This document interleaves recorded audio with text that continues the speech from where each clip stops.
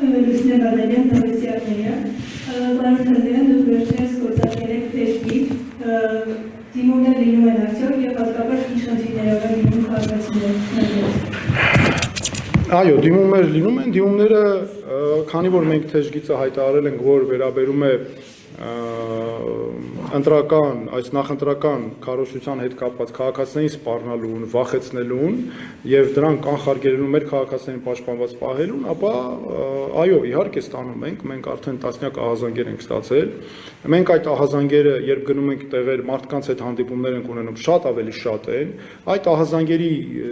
կամ այսպես ահաբեկումների, սպառնալիքների ձևերը տարբեր են։ Մի դեպքում գնում են մարդկանց տներ, օրինակ դա շատ է տարածված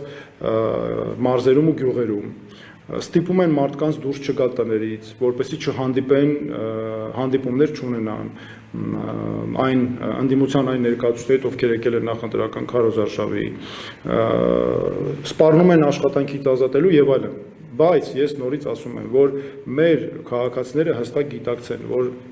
նրանց ընտրությունը չեն կարողանալ վերահսկել, որտեղ գլխավոր վախեցնելու գլխավոր քայլերից մեկը որն է կամ որ նրանք մեր քաղաքացիները անդադ վախեցնում են, որ մեկ է ամեն ինչ իմացվելու է, մեկ է ամեն ինչ որոշված է եւ այլն։